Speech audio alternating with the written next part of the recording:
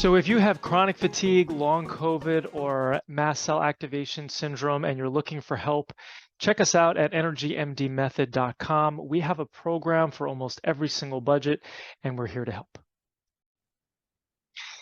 Hey everybody, welcome back to the Energy MD podcast, where we help you resolve your chronic fatigue, long COVID, and MCAS, and we do that by finding and fixing all the real root causes that you have. So really excited about today's speaker, because we're going to be talking with my friend Julie Olson, and we're going to be talking about where fatigue and hair loss mixes, or where they meet, and we're going to dive into that in just a minute. But let's learn a little bit about Julie first.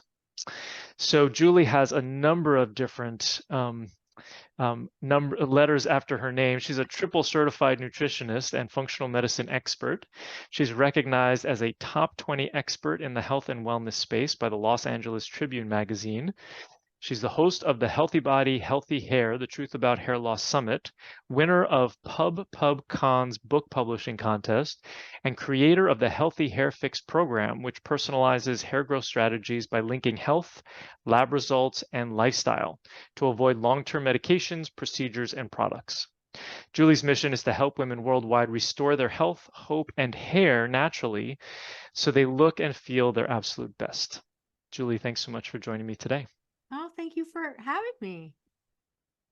So hair loss can really be a big deal for the people that I work with. So let's talk a little bit about hair loss. And I guess, where's the best place to start here? I guess, what is hair loss? I guess we can start there. Well, there's different types of hair loss. There's the autoimmune hair loss, and that usually presents in coin-sized bald spots.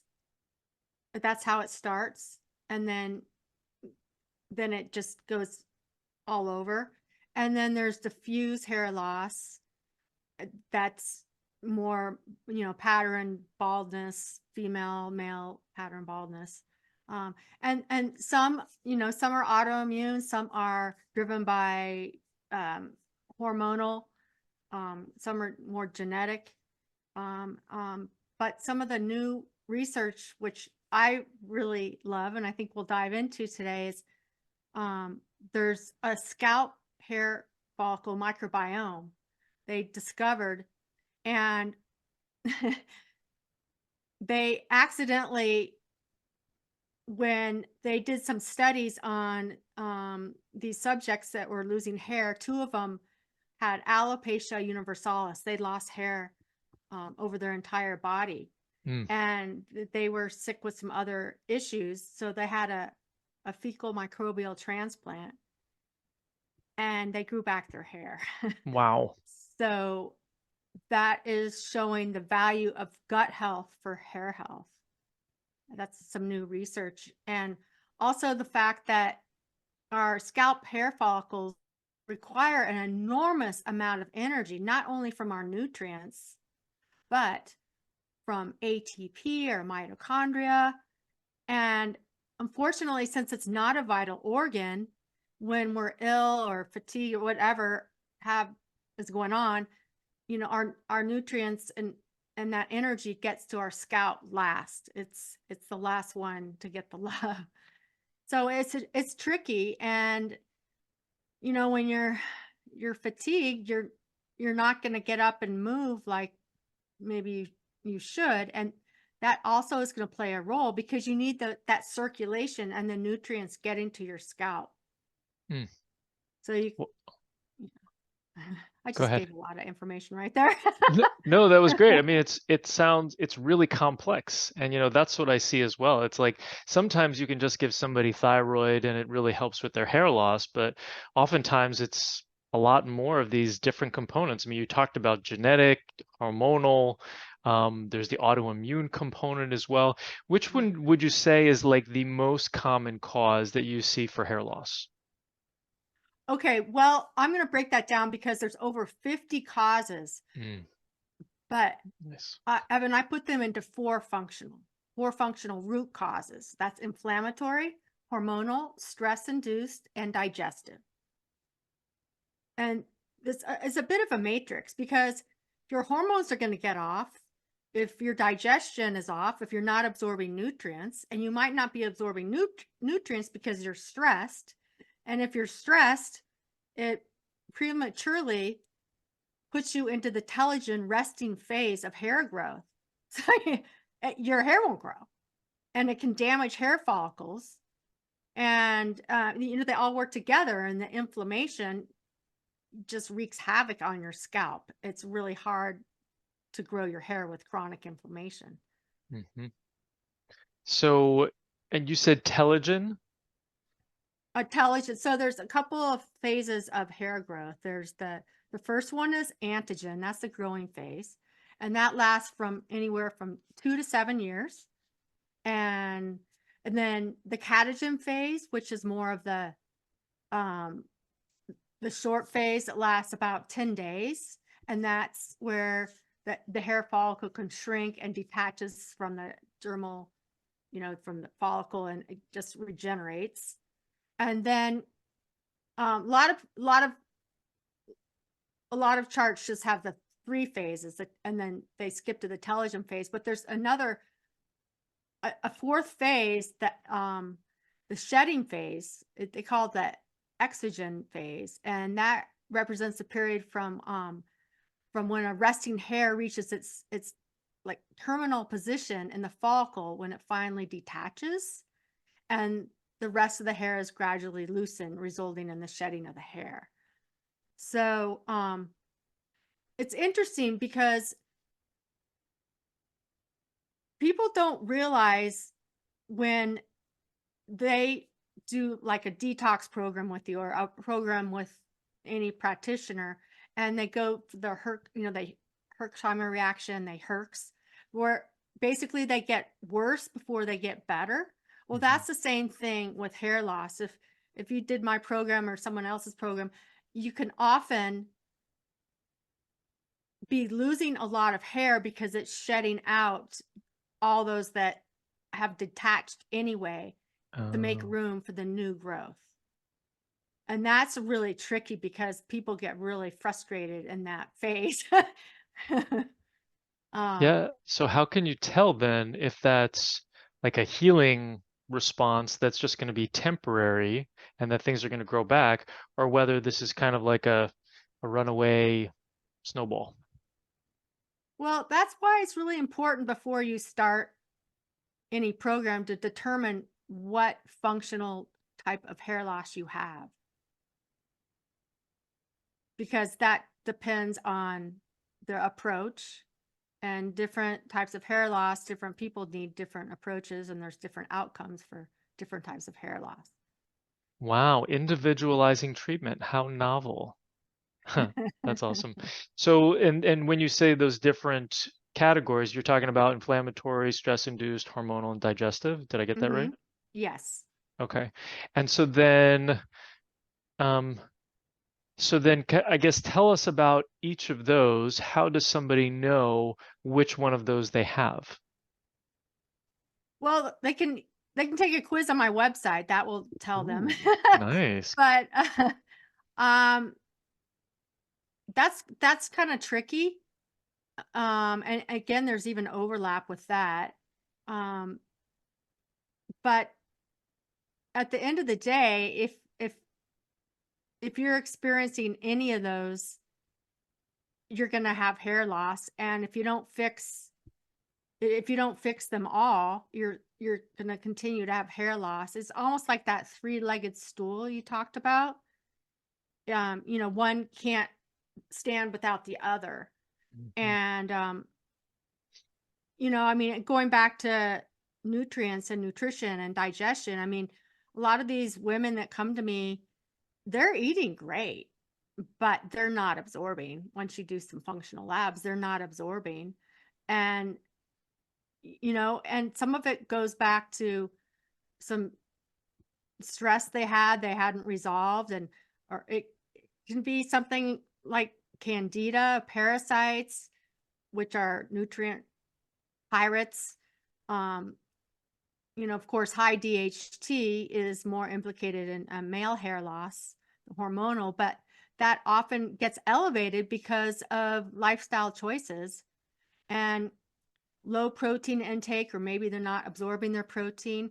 And even a vegan and a vegetarian diet is really difficult to grow hair because you're not getting those branch chain and essential amino acids that are so necessary for hair growth. Mm. I mean, our hair is basically made out of protein. They call it keratin.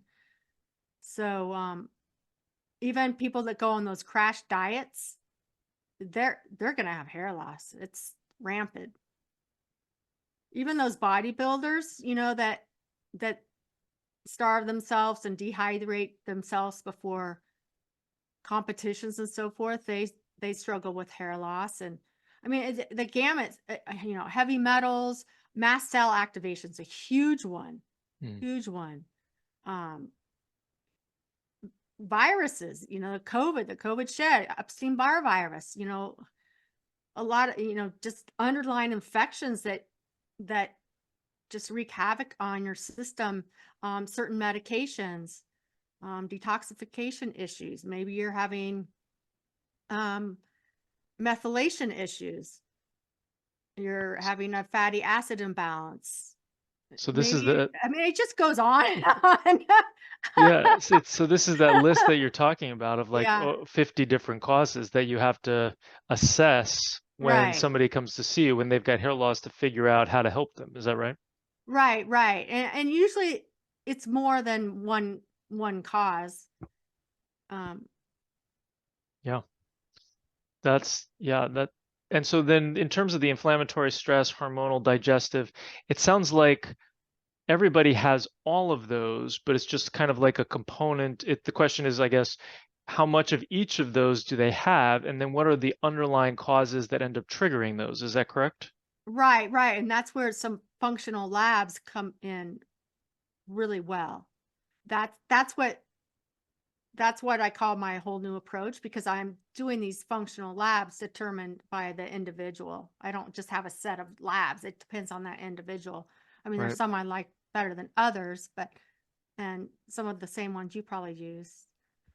Um, Stool tests, organic acids tests, a NutriVal, heavy metals. I mean, you know, I mean, even candida and fungal overgrowth, as you know, can wreak havoc, give you a lot of fatigue, but they also can cause hair loss, um, and that can cause your hormones to get out of balance. And of course, we know hypothyroidism and even hyperthyroidism cause hair loss, Hashimoto's, Graves. I mean, it's just, at the end of the day, it's something that's out of balance in your system, and it can be a gift um, to do something about it. And that's how I got into it. I don't know if you know my story, Evan. I don't. Yeah, and I'm so passionate is because before I got into nutrition and functional medicine, um, I actually worked at Warner Brothers, and I got the call that my mother had stage 3 breast cancer and was going into Mm. emergency surgery. So I decided soon after that to move back to my hometown to support her. And in that transition and working in the media there, and finally slowing down for once in my life, I was living a really fast lifestyle out there in Los Angeles. I realized I was putting blinders on my own health, and I just got more interested in why my mother got so sick. And I just quit and I went back to school and studied all this. And that's when my hair was coming out in clumps, clumps. Mm. And Evan, I was a hot mess. I mean, I had everything. I discovered H. pylori, hypothyroidism, anemic. I was anemic. I mean, but just like other women, I would have probably just kept going if my hair hadn't fallen out. So that's why I'm so passionate about this, because it's a sign, it's a symptom that you can actually finally wake up and go, okay, I need to take care of my health. Hmm. Yeah. Yeah. So then, yeah, because you can't avoid it. There's a lot of things. I had somebody on a call today who's in our programs who's got chronic fatigue, and she's like, people keep asking me to join the fire department because they don't know. I look fine from the outside. and when you start to lose your hair, that's Yeah. different. And then vanity plays into that, and you're like, oh, I can't, I really got to do something about it, Right, as opposed to right, just hiding at home. right. And you know, there is an urgency here too, though, because if it gets to the point of scarring of the hair follicles, it's it's virtually impossible to reverse. Hmm. And with women, I mean, it's accepted for men, and men's hair loss is, it's cool. You can shave your head and look cool. Yeah, like you. But women, they've been in the closet, and really that slap heard around the world, at the Academy Awards. People started asking, "What is alopecia?" Uh-huh. So people started paying attention, like, you know, there is something to this. Whereas women can hide behind it. They can put on extensions and fancy wigs you don't even know are not real. I mean, there's some really good wigs out there nowadays. But that's all putting band-aids on it, and so is taking all these medications. And that's why I was also so frustrated and decided to do something about it, because everywhere I went, they're like, "Oh, you can't do anything except, get on these lifelong medications." So, Right. And that slap you're referring to is when Will Smith slapped Chris Rock because yes, Chris Rock yes. made a comment about Will Smith's wife, Jada Smith, yeah, Jada Smith. Yeah. who has alopecia areata. Uh-huh. So yeah, so let's get into some of that. So is that the most common form of hair loss? No, the most common form is androgenetic for men. That's when basically that DHT gets too elevated. And um, chronic telogen effluvium and female pattern hair loss for women. I mean, if you can put technical names to it. Hmm. Yeah. And so, and let's kind of get a little bit granular here in terms of like what is a follicle? We keep on referring to like hair follicle. What is it, and how are these different things acting on the hair follicle that ends up causing either growth or lack of growth? Um, well, there's cells in the bulb of a hair follicle, right? And they divide and differentiate to produce new hair. And again, that's the active phase. That's the antigen phase. And that's where you need to be in that. That's for 2 to 7 years, because that's where about 85 to 90% of your hair growth takes place. Um, Whereas the catagen phase that lasts only about 10 days is when the hair follicle shrinks, right? And that's the lower part is actually destroyed and the hair stops growing, but it does not shed. And that only lasts for about 1 to 2% of the time. And then the third main phase is the telogen, and that's the resting phase. And that lasts about 3 months. And that is the hair is at rest and eventually sheds, and then new hair begins to form in the follicle. And that's about 10 to 15% of the time. But again, with the chronic stress and diseases worldwide, especially the last couple of years, what's happening is people are popping prematurely into that telogen phase. And that's what they're calling the COVID shed, the COVID hair loss. They're calling it chronic telogen effluvium. The good news is that type of hair loss should only last about 3 to 6 months, and there's a good chance it will grow back. Whereas other types of hair loss, like different types of autoimmune alopecia, if they have scarring of the hair follicles, it's nearly impossible. I mean, that was an anomaly. Those studies, and they're PubMed studies that I mentioned at the beginning of this conversation, of these people growing back their hair after taking a fecal microbial transplant. But even that, if you probably know the science behind that, Evan. When people take that and then they still go back to their normal lifestyle, they're going to revert back. And it's the same with hair loss. And also with hair loss, it comes to the point where it gets miniaturized. They call it miniaturization. And your hair's still growing, but your follicle shrinks so much. That's more in the catagen phase, but that can often just last too long. And that can also cause scarring. And you just don't, us women, And so the want to avoid that. scarring is coming from the immune system acting on or attacking the hair follicle as an autoimmune process. Is that correct? Yes. And then as that's part of it. But for instance, in the COVID and with viruses and, kind of probably a lot of conditions you deal with, it's the interferons. What happens is what happens exactly is that it's like this cytokine storm, right? And then whereas our defense mechanisms, the interferons are critical for fighting infections, their presence starts the onset of hair loss. And but what really triggers it is not only these interferons, but the cumulative effect of inflammation and the immune activation that disturbs the hair follicles. Does that make sense? Yes. Okay. And so then with COVID and this long COVID picture that we're seeing with the chronic telefluvium, is that how I Telogen say it? effluvium. Telogen effluvium, then the COVID is causing this inflammatory reaction that ends up having this effect on the follicles. The follicles end up falling out, but you said that lasts for about 3 to 6 months, and then oftentimes it can grow back. What percent of the time does it grow back?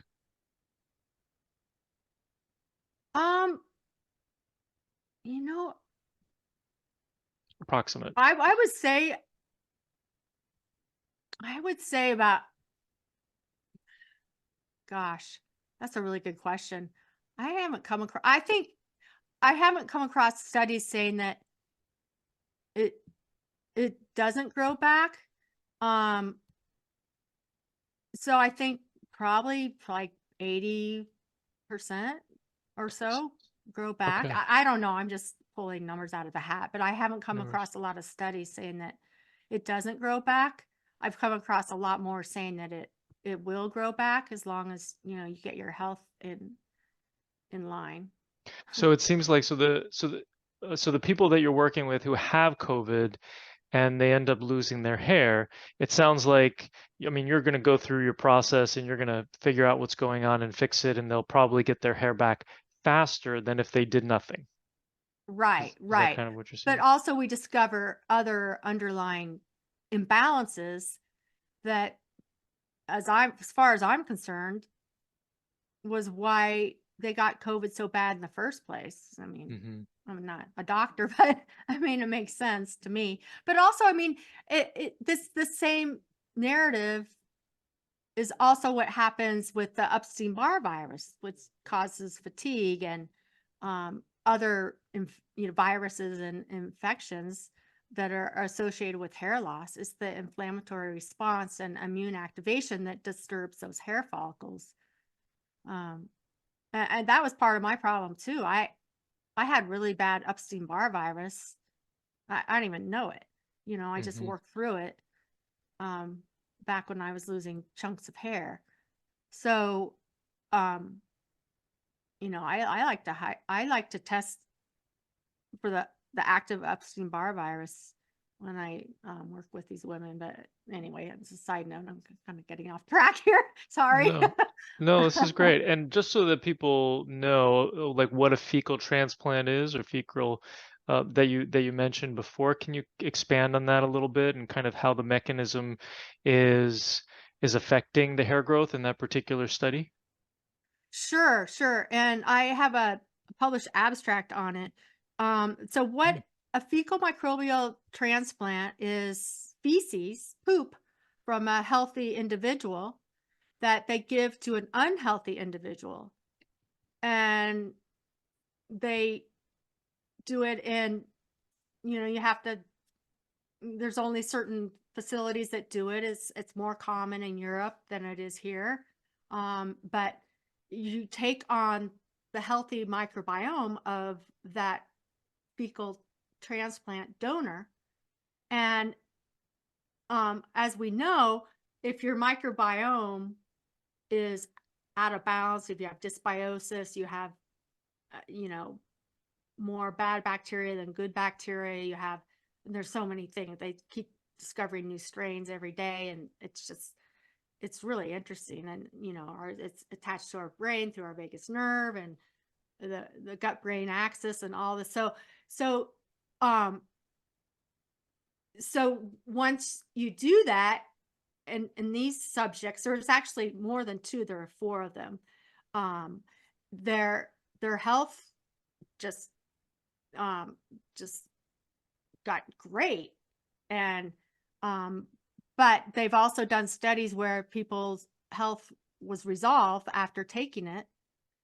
Mostly it was done initially for C. diff. And then that was resolved. But if they went back to their regular lifestyle, that was a trigger for them getting C. diff or what have you in the first place, then it'll revert back. So still making healthy lifestyle choices is very important. Yeah, and I think one of the things that people don't realize is that what they eat really has a direct translation into the bugs that they have in their gut, and that the bugs in the gut end up talking to the immune system, of which 80% is in the gut itself. And so then the good bugs in the gut can now talk to the immune system and say, hey, don't be so inflammatory, don't be autoimmune, and then they can kind of shut that down, relax that, and then stop attacking the hair follicles in this particular case. So yeah, very important point. So then in terms of the, so that's like kind of the gut hair connection. Well, right. And but it's also evidence that if their gut is so out of balance, they're going to have a really difficult time absorbing nutrients. Right. Yeah, and then anything they do absorb is going to go to their vital organs. So their hair is going to be neglected. And Right. It's like a second-class citizen. right. Yeah. Yeah. The poor hair follicles. So then do you find that if somebody got their hair loss from COVID, that addressing COVID directly is the fastest way to get their hair back, or what do you find is like the fastest way back?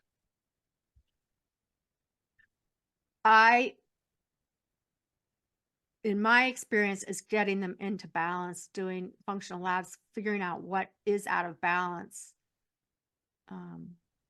So you don't always have to address the COVID. It sounds like just by optimizing their lifestyle habits and then looking at some of these functional labs and addressing those. I mean, is it usually like, is there an infection in the gut that you find that's the biggest needle mover, or is it addressing the hormones, or what do you find is like the biggest thing, not just with like COVID hair loss, but like hair loss in general, when you're like, oh, I know when I do this with somebody that they're going to have a significant improvement?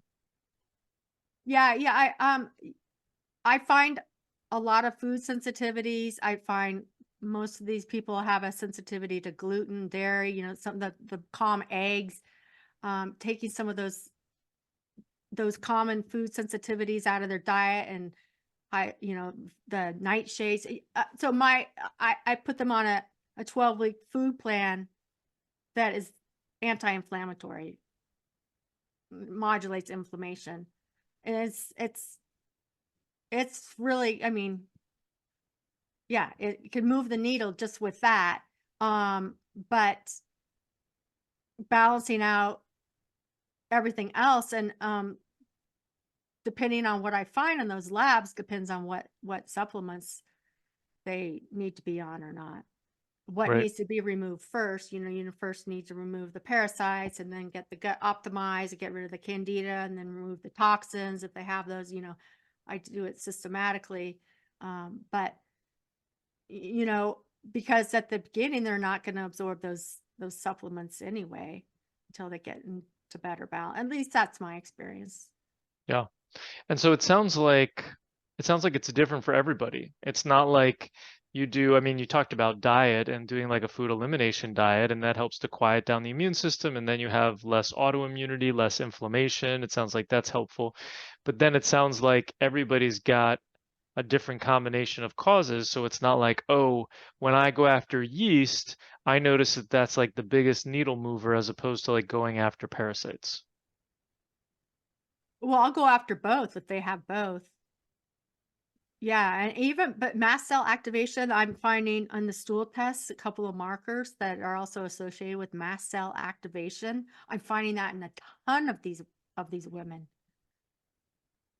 So, and that's Yeah. indicating histamine activity. So these are all different components of the immune system that are inflammatory. So it's telling us, yes, there's inflammation happening in the body, and inflammation is associated with hair loss. Not always, but in this particular case with the people that you see, when they have hair loss, you know they have inflammation. You know that their hormones are probably off. You know that they've got all these different underlying causes which are Mhm. causing the immune system to be dysfunctional. Is that fair to say? Yes, yes. Okay. Yeah. And so then, so we've kind of talked about a number of these different causes. What is happening? There's been times where I I'm working with somebody and I start to give them either adrenal support or sex hormone support, and all of a sudden they start losing their hair. And it makes me think, well, it's probably because, we've got that stool of like the adrenals, the thyroid, and the sex hormones. And by replacing these other things, it's putting more stress on the thyroid, and then they're having more hair loss. What do you think is happening in situations like that? That makes a lot of sense. Um, it, you, the other two legs got more love than the one that they didn't, and so they can't support each other if they don't have all of them. Yeah. Yeah. And and so do you find that if you are going to replace hormones, that you have to do them in a certain order in order to avoid additional hair loss? Um, that's a great question. I find it depends on the situation and the person. I go for the gut first. I try to get the gut balanced out as best first because the hormones are created in the gut anyway. And then I'll look closer at the hormones. I mean, initially I'll do a hor- hormone panel and a thyroid panel and iron, I'll look at everything, but I try to do it systematically. Excellent. And do you find that, a lot of the people that I see, they've been working on, healing their gut for years. They've done food elimination diets and taken different digestive enzymes and HCl and this, that, and the other thing. And I find that part of the reason why they're not better, and this is kind of heresy, is, if I tell people, it's not in the gut, but oftentimes if you have heavy metals, chemicals, molds, infections, and trauma that haven't been addressed yet, you can keep replacing and working on the gut till the cows come home, but you're not I going to be totally successful. agree with Yeah. you. I totally agree with you. And I feel bad, but Evan, when I get these women, in fact, I just got one recently. She had 8 mercury fillings, and I'm like, I can't start working with you until you get those out because I can't detox her properly. Right. I mean, I feel bad, but it's on my form and everything. And it's just, you know, and they don't get it. A lot of them, they just don't understand how that has anything to do with their hair loss and their health. Right. Um, but it does. And the mold, and, a lot of people are exposed to mold every day and they have no idea of it. That plays havoc on your hair and health. Right. Yeah, Yeah. it's this combination of all these things that are in our body that aren't supposed to be there that end up triggering the immune system to do all sorts of wacky things that it's not supposed to be doing. Yeah. Brilliant. Well, where can people go to learn more about you? We're going to drop the links that you provided us, so julieolson.com and Fortitude Functional Nutrition. Are those the best links? Sure. And then you have a free gift for our audience, which we'll drop a link down below, which is the roadmap to healthy hair. Right. And in that roadmap, there's a link to some free recipes and some other goodies too. So Nice. yeah. Yeah, that's awesome. Well, wonderful. Last question is, what is one practical thing that people can take away from this right now and do to take care of their hair loss or take a step towards resolving their hair loss? There's hope. There's hope, and you can do it. Don't let someone tell you that you need to take medications the rest of your life for it, or that you can't grow it back. And what Evan and I do can make a difference. Awesome. Julie, thank you so much for joining me today. Thank you. So if you have chronic fatigue, long COVID, or mast cell activation syndrome, and you're looking for help, check us out at energymdmethod.com. We have a program for almost every single budget, and we're here to help. I hope you learned something on today's podcast. If you did, please share it with your friends and family and leave us a 5-star review on iTunes. It's really helpful for getting this information out to more people who desperately need it. Sharing all the experts I know and love and the powerful tips I have is one of my absolute favorite things to do. Thanks for being part of my community. Just a reminder, this podcast is for educational purposes only and is not a substitute for professional care by a doctor or other qualified medical professional. It is provided with the understanding that it does not constitute medical or other professional advice or services. Thanks for listening, and have an amazing day.